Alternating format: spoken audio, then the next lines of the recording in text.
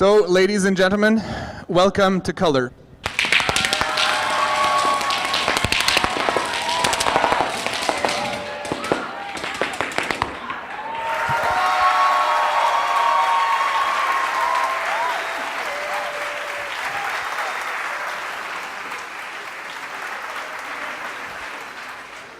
Is everybody okay? That hurt like a bitch. We're going to talk about color today. Color is a concept. Color is something that you can express yourself through. Color is something that people feel really strongly towards. Color can influence our emotions. Color can do a lot of things. And so we chose a person to talk to you about that, which is Heidi Taillefer. Heidi is an artist, a talented one for that matter. So without further ado, Madame Taillefer, the floor is yours.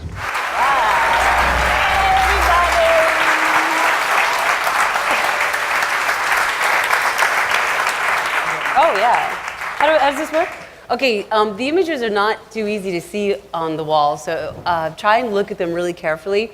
I didn't know what kind of screen there would be, but essentially there's a lot of visual involved in the talk that I'm going to give, so keep an eye on the wall if you can. Hopefully you'll be able to make out some of the imagery. So I want to thank you all for coming out this morning and listening to me talk about color. You guys all look amazing in your resplendent Technicolor regalia. And I'm sure you're asking yourselves, what is she doing wearing black when she's talking about color?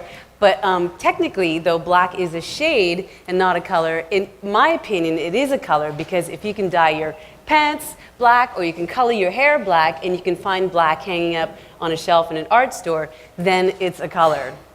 So what I'm going to talk about today is basically the evolution of my relationship with color as far as it has to do with my career and my art, because I don't actually have any academic training in art, and everything that I learned basically about color basically came about through circumstance and hard work and a lot of happy accidents. So I'll start at the beginning and say that my mother is an artist, and by the time I was about 2 years old, she started me on art projects like the paper mache image that you had seen originally, and then by like a couple years later, she taught me the fundamentals of watercolor painting. And then when I was about 8 years old, I started taking art classes at a small local art school where I had about 8 to 10 colors to choose from in order to depict whatever the teacher had planned for us for the day. And that was about all I knew of color. So it was really something that I took for granted as a tool that I used to depict imagery in front of me, and then I didn't think any more about it. So when I was about 15 years old, I hit on a style of art that kind of marks my current style today, which was a small mechanical frog, and the class where I was taking these art classes really loved it. I got all kinds of positive feedback, and that led me to paint this larger mechanical cat, which was made up of different elements that were found throughout the studio. And the class really loved this also because they got to participate in the construction of the image. And what I realized is I had actually found a voice for myself to express concerns that I had about animal welfare and environmental destruction, which were really big themes for me at the time. And this is some of the imagery that I produced. So you can see that the colors are pretty muted and they're pretty dulled down. Okay, now at this point, I would actually click to the next image. This is probably time. Is it possible to click to the next one? Okay, so eventually what happened is I started studying at McGill, but I didn't study fine art academically. I studied humanistic studies instead, which is like a liberal arts degree. But at the same time, I was painting these watercolor mechanical animals and exhibiting them in the West Island with the Lakeshore Association of Artists. And then somebody, while I was out there, told me about the possibility of commercial illustration, and they said that it could be quite lucrative. So what I did was I left McGill, and then I set out to work about 18 hours a day, honing my skills, and this is where color really started coming into my work because I realized its importance in advertising and illustration. So these are some of the images that I have been working on. This is an image I did for Forbes magazine. The next image that will come up is an image of Sun Tzu, which was a major Chinese warrior, in ancient China. The image, it's not possible to change these, eh? It's too bad this is supposed to go. No? Okay, well anyways, it's kind of a long story, the one about Sun Tzu. Oh, here we go. Okay, so this image was an illustration that I did for Marketing Magazine, and there's a fun story because when I did it, I was working on a really tight deadline and I had to send the image to Toronto to the client. So I'd painted it in oil, and oil takes a really long time to dry, but one thing that you can do is heat can dry it. So I was working in this collective studio with other artists, and I ended up sticking it in the oven in order to make it dry faster, and then I forgot about it. So somebody came into the studio and then they noticed the smell of something burning, and then we kind of rushed over to the oven to see what it was. And then like 30 seconds before this thing erupted into flames, somebody pulled it out, and like all the reds had gone kind of brown and the whites were sort of yellowed, and there were these black grill marks all on the back of the illustration, but I still had enough time to do a few touch-ups on it, and then I managed to get it out to Toronto in time, and it even won a prize for Best Magazine Cover of the Year in the year 2000 for the Marketing Magazine Awards. Thank you very much. Yes, thank you. Okay, and so that was an image for Applied Arts, the cover of Applied Arts magazine. These are the Fantasia Film Festival images that you may recognize. And what I did over the course of my illustration career is I was trying to incorporate this fine art style that I have so that it could be used and applied in advertising and illustration, which wasn't really that easy to do. And what I realized ultimately was that it was better to work as a generalist because that was where the money was at. And there really should be another image showing up right about now. So this is the kind of work that I produced instead, for the most part, during my illustration career. My work, while I was working in illustration and adding all kinds of color into or creating a very colorful illustration portfolio, my painting started to take on all kinds of color as well. And I added all kinds of detail and flourishes. There would be one up on the screen right now, but I'm going faster than the screen slideshow. Here we go. Okay, so there's like all kinds of flourishes and details that I add into an image. And what I do, okay, anyway, I wish this would go faster. So, okay, this is actually an example, a really good example, and it's called Quoniam Nominar Adralion, and it is actually a painting that I did as a companion piece for the poster image of Dralion in 1999, which, as many of you may know, is a Cirque du Soleil show. There it is, right up there. And Guy Laliberté had asked me to produce a fine art piece as a companion piece to this illustration, and as big as I wanted, and in whatever interpretation that I wanted. So I added all kinds of symbolism, which I usually work with, to represent the theme of the show, which was basically a merger of opposites, like East meeting West and technology merging with nature. And the result is this super highly detailed image that's really hard to see, unfortunately, on the wall. But ultimately, there's like details added down at the bottom and then down on the side. And I was trying to balance out the image, and it sort of became an endless accumulation of detail that I was using to try and balance out an image that I was having difficulty working with.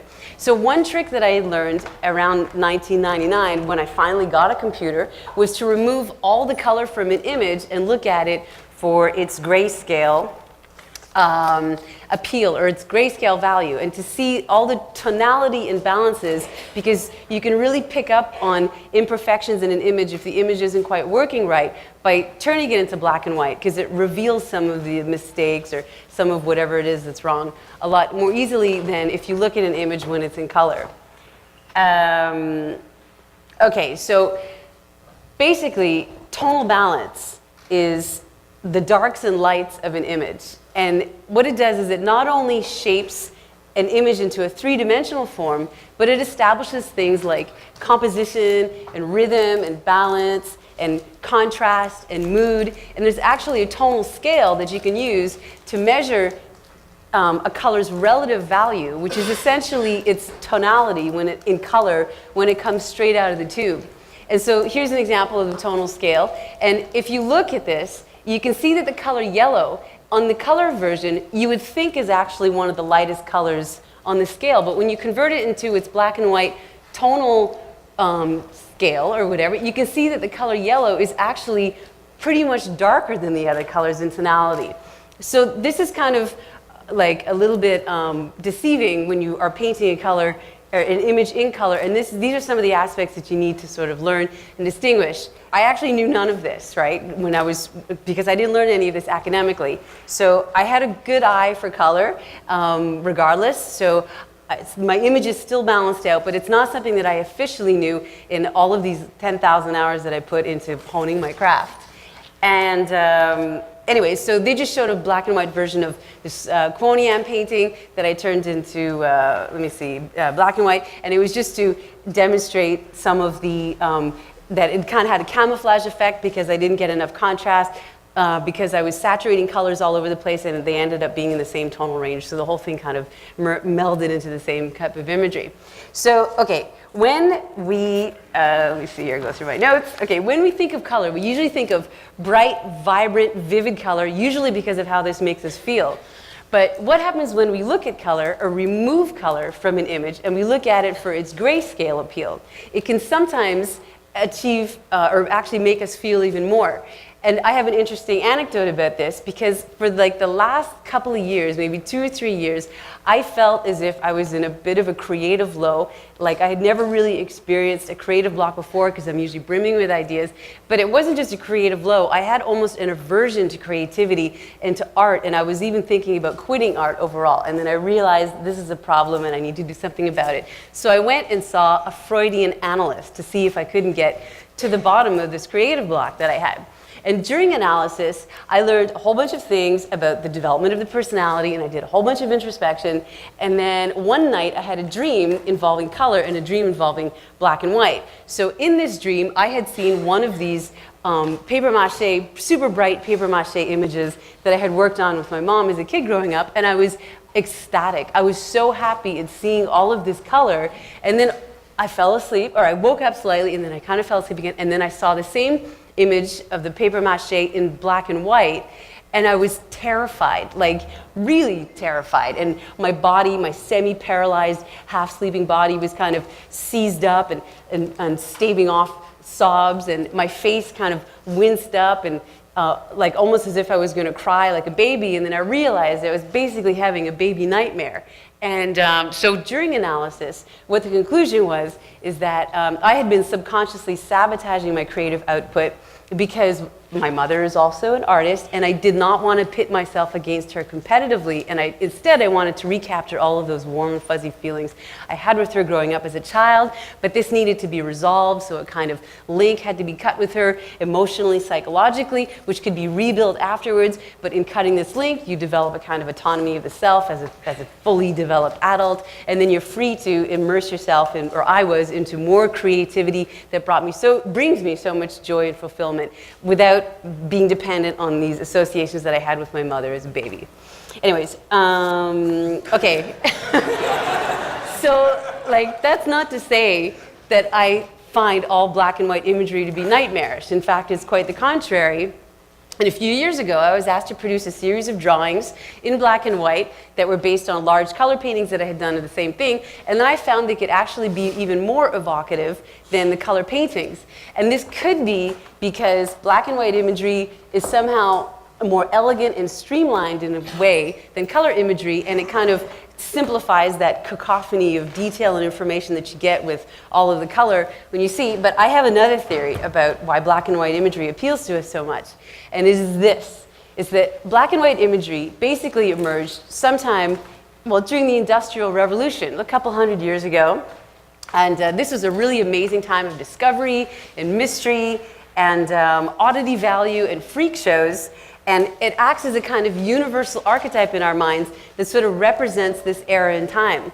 So at the time, black and white photography managed to do the impossible, and it captured fleeting moments of time frozen in an image, and it essentially sort of encapsulated the kind of ghosts of the figures that were associated with those images. And in the process, it kind of reminds us of our own mortality, because this wasn't so very long ago, and we can really still remember these ghostly figures as if they were still with us today. When you combine this kind of universal archetype for a really freaky age and then combine them with this kind of ghostly, haunting type of imagery, the way black and white imagery makes us feel, it sort of acts as a kind of very romantic sort of, or resonates with us really romantically, and I think this is what lends the appeal of black and white imagery. Okay, so getting back to color, I do all kinds of research in my paintings to find symbols to put into the images, and in the process, I discovered or learned a little bit about the symbolism of colors throughout history, and I'll just share a couple of those with you. So the color purple in antiquity, like in ancient Egypt and ancient Rome, was reserved for the aristocracy and the elite. And this is presumably because it was prohibitively expensive, because the color purple was extracted from a tiny snail that came out of the ocean, and it took about 10,000 of these snails to color one single robe.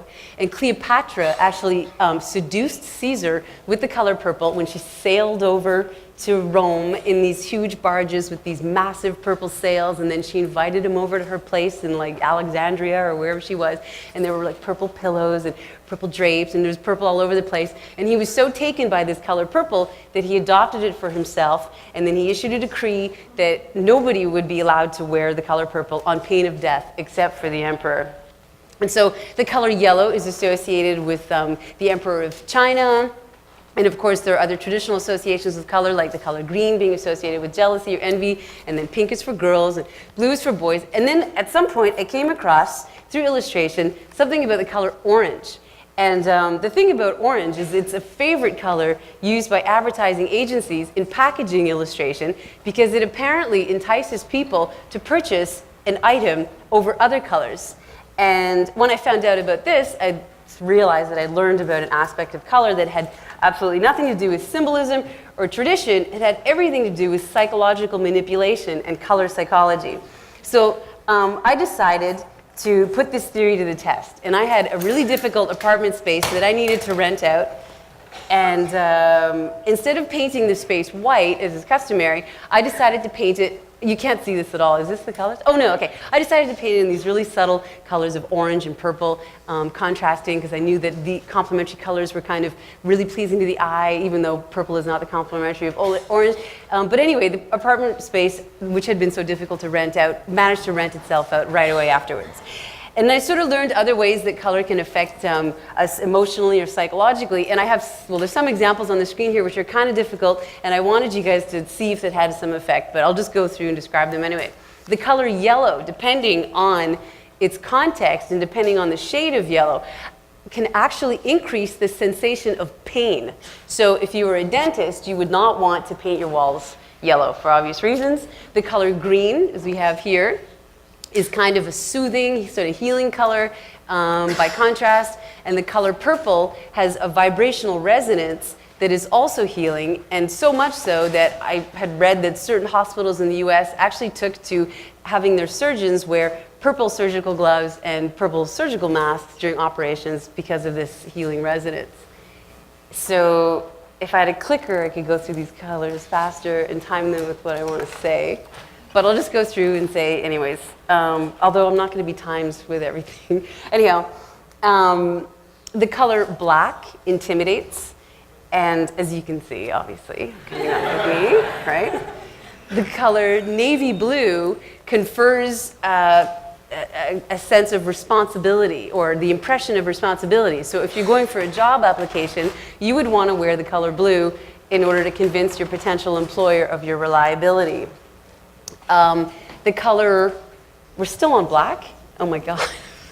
Okay, well anyway, you can look at your shirts. So the color red conveys power and confidence, but it does something else. It also affects the impression or our perception of the passage of time. So if you find yourself in an establishment like a bar or something, and then you notice that you're hanging around a lot longer than you had expected to, and you're missing your appointments or whatever, and there's a lot of red lighting in the bar, then you could probably blame that on the color red.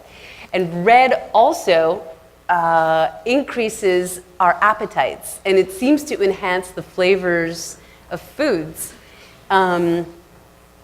Yeah, so anyway, is that red? Yes, it's on there. Okay.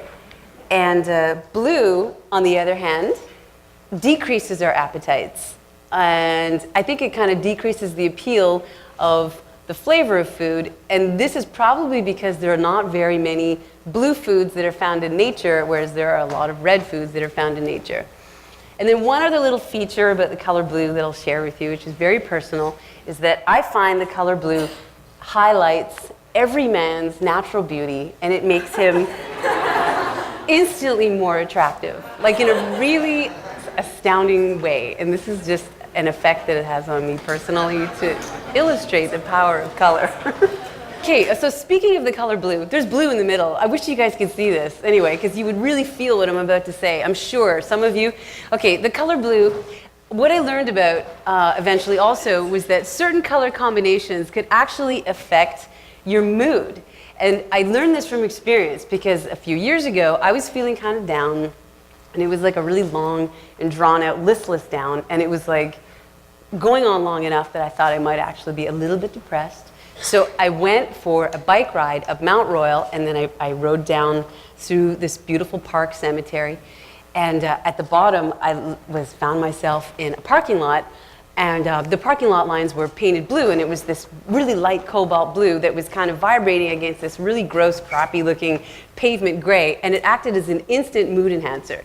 And I thought this was like this, such an amazing thing that I would have this miraculous brain chemical shift that would suddenly lift my spirits.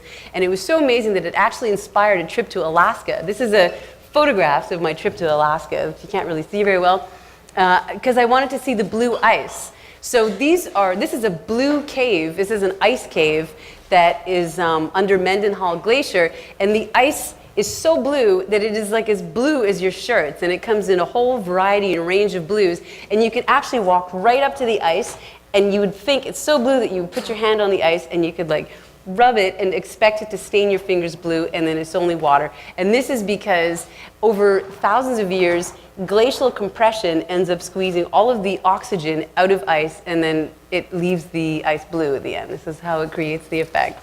Finally, my last example isn't on the screen yet, but okay, sometimes when I use color, when I choose colors in my paintings, it's not because of any symbolism, it's not because of traditional uses of color, it's not for purposes of psychological manipulation, but it's just because it is the best color.